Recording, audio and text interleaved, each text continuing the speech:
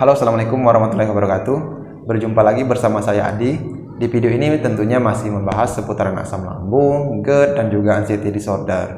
Nah, sebelumnya seperti biasa saya mendoakan teman-teman agar lebih kuat, lebih sehat, dan juga bisa normal kembali seperti dulu sebelum terkena penyakit yang namanya asam lambung ini. Nah, bagi kalian yang baru menemukan channel ini, silakan like dan subscribe dan juga bunyikan lonceng notifikasinya agar nanti kalian tahu ketika saya mengupload video-video terbaru. Nah, untuk pembahasan kali ini saya akan menjawab pertanyaan-pertanyaan kalian yang ada di kolom komentar. Sebenarnya sudah saya jawab beberapa, tetapi mungkin kalian itu belum terpuaskan ataupun belum terjawabkan atas jawaban saya yang dari komentar itu karena jawabannya itu terlalu singkat. Nah, khusus kali ini saya akan menjawab secara langsung melalui video ini. Semoga ini bisa membantu ataupun bisa menjawab dari pertanyaan-pertanyaan kalian itu. Nah, untuk pertanyaan pertama, ini ada pertanyaan dari Mbak Marni Pasaribu.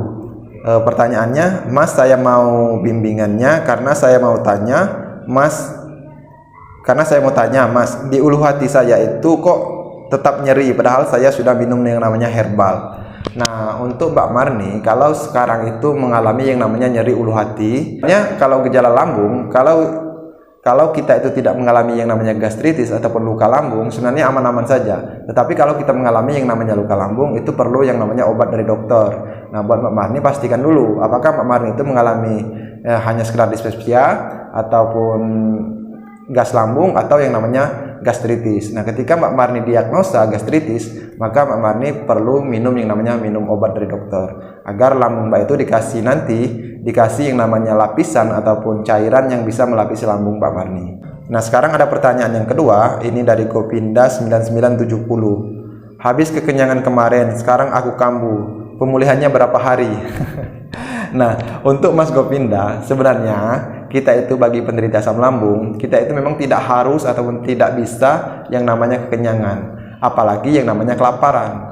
Jadi sebenarnya kita itu diwajibkan mengikuti sunnah Nabi saja, makan sebelum lapar dan juga berhenti sebelum kenyang. Jadi ketika porsi Mbak Gopinda ini dulu sebelum terkena penyakit asam lambung ini, porsinya itu sepiring setengah. Nah, untuk sekarang kurangi porsinya, jangan sampai sepiring setengah, mungkin sepiring saja ataupun sepiring kurang. Dan juga jangan terlalu sedikit makannya. Karena apa? Kalau terlalu sedikit nanti Mbak Gopinda ini bisa cepat laparnya.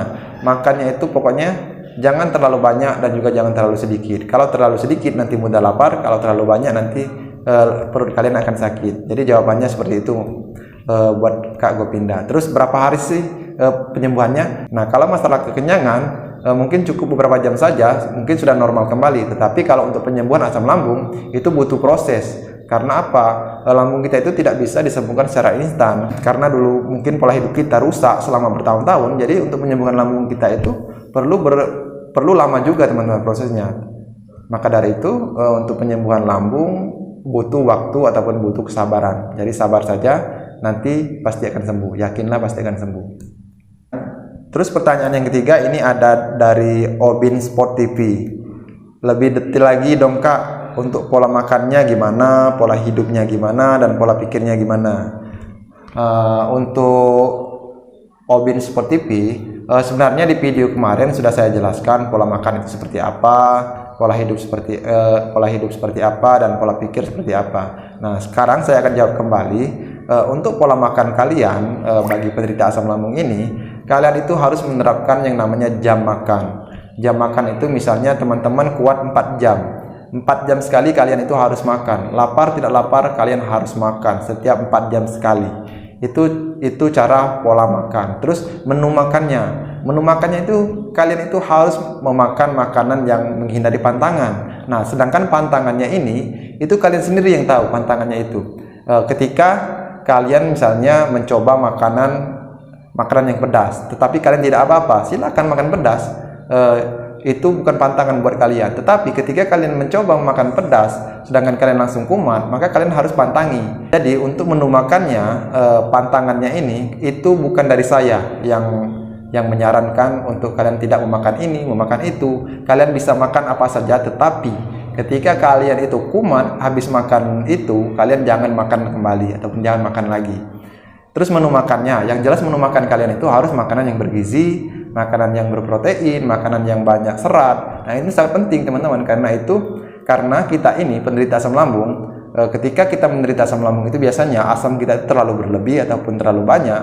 Jadi ketika kita makan sesuatu itu akan cepat habis, ataupun gizinya ataupun proteinnya hanya terserap oleh tubuh kita itu dari 100%, mungkin hanya 30-40% terserap, tidak sepenuhnya terserap oleh tubuh kita. Jadi gizi dan protein dari makanan yang kita konsumsi itu tidak sepenuhnya terserap oleh tubuh kita, hanya 30-60% terserap oleh tubuh kita. Nah, sekarang pola hidup.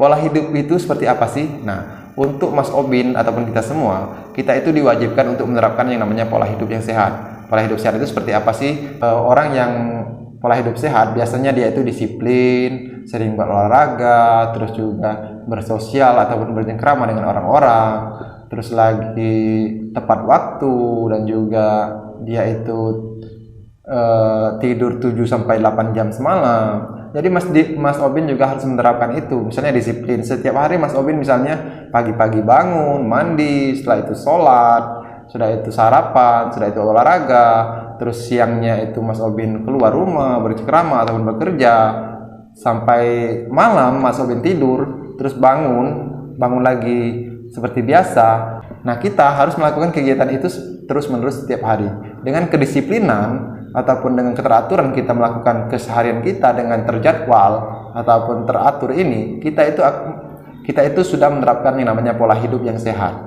Jadi pola hidup yang sehat itu kita bercengkrama dengan orang lain, bersosial, dan juga tidur 7-8 jam sehari, berolahraga, sudah itu sholat 5 waktu bagi yang Islam, sudah itu kita melakukan kebaikan-kebaikan, itu merupakan pola hidup yang sehat teman-teman. Terus untuk pola pikir itu biasanya bagi penderita asam lambung, pola pikirnya itu selalu was-was dan juga selalu menerka-nerka ke depan. Nah, ini pola pikir yang seperti ini kalian harus hindari. Pola pikir yang negatif seperti ini kalian harus hindari. Bagaimana untuk menghindarinya? Nah, kalian itu sebenarnya perlu yang namanya berkegiatan. Karena apa? Nah, ketika kalian diam, maka pikiran kalian akan bekerja ataupun bergerak. Nah, maka dari itu kalian itu harus bergerak agar pikiran kalian itu diam. Nah, gitu. Jadi kalian itu harus bergerak agar pikiran kalian itu diam. Jadi untuk menghindari pola pikir yang negatif ini, maka kalian itu harus beraktivitas, bekerja, berolahraga, pokoknya keluar rumah. Biasanya kalau di luar rumah, kita itu akan melupakan semua sensasi fisik kita. Kita itu akan mencoba untuk move on ataupun berpindah haluan dari memikirkan penyakit. Akhirnya kita itu terfokus ke apa yang ada di sekitar kita. Misalnya kita lagi di pinggir sungai, kita melihat sungai mengalir, kita melihat burung terbang mungkin. Terus misalnya kita lagi di pasar, kita akan melihat orang-orang berlalu lalang. Ketika kita di rumah, di depan rumah, kita mengobrol dengan tetangga, itu akan bisa membantu hormon kita untuk terus bekerja. Jadi intinya agar pikiran kita itu sehat, pikiran kita itu bagus, kita itu harus beraktivitas ataupun bekerja. Ketika kita bekerja, maka pikiran kita itu akan diam. Dan yang paling utama, kita itu harus beribadah dan berzikir. Nah, ketika kita beribadah, berzikir, berdoa, maka hati kita akan tenang. Terus pertanyaan yang selanjutnya saya akan menjawab dari pertanyaan Fitri Mujiati 4390. Kenapa ya Mas, saya tuh udah makan cukup tapi kok masih merasa lemas dan keliengan. Dicek gula darah normal, sensasi panas di perut, dada susah hilang, juga seperti mau pingsan tapi nggak pernah pingsan-pingsan. Nah, buat Mbak Mujiati, kenapa kita itu masih lemas? Nah, gini Mbak Mujiati, kita itu lemas biasanya walaupun jam makan yang sudah benar, tetapi asupan yang kita terima itu ataupun asupan yang diterima oleh tubuh kita itu masih kekurangan. Makanya saya bilang harus dibantu yang namanya dengan vitamin B kompleks. Karena apa? Dari sekian banyak makanan yang kita konsumsi itu, proteinnya ataupun gizinya 100%, tetapi yang diserap oleh tubuh kita hanya 30-60%. Sisanya habis dimakan oleh yang namanya asam lambung. Jadi dari itu bantu dengan yang namanya vitamin B kompleks. Terus untuk pertanyaan selanjutnya, ini ada pertanyaan dari Enter Mobile 6607. Nah, terus pertanyaan selanjutnya, ini ada pertanyaan dari Bang Enter Mobile 6607. Bang, pernah nggak sering ganjel di dada? Kalau nelan air liur berasa susah, kayak neken ke atas, jadi berasa susah bernapas. Oke, untuk pertanyaan ini sebenarnya kalau mengganjal di dada itu biasanya disebabkan oleh gas lambung. Nah, gas lambung itu seperti ini teman-teman. Ketika kalian memasak nasi ataupun memasak apa, di saat nasi itu dalam keadaan mendidih, maka uapnya itu akan naik ke atas. Nah, ketika uap itu naik ke atas, maka sesuatu yang ada di atas itu akan akan terasa panas. Begitu juga gas di lambung.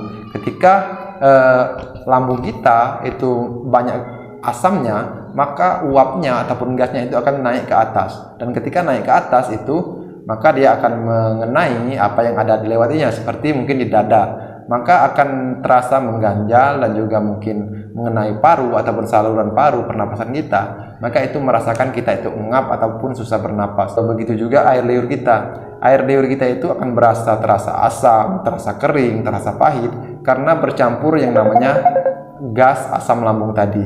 Nah, teman-teman, mungkin sekian dulu jawaban dari saya atas pertanyaan-pertanyaan kalian, karena saya akan pergi ini sebentar lagi, mau isya juga. Mungkin next time ataupun video selanjutnya akan saya jawab kembali. Untuk session kali ini ataupun video kali ini sekian dulu. Semoga saja ini bisa membantu ataupun bisa menjawab pertanyaan kalian. Semoga kalian terpuaskan dan bisa membantu kalian untuk pulih lebih cepat lagi. Sekian dari saya, Adi. Wassalamualaikum warahmatullahi wabarakatuh.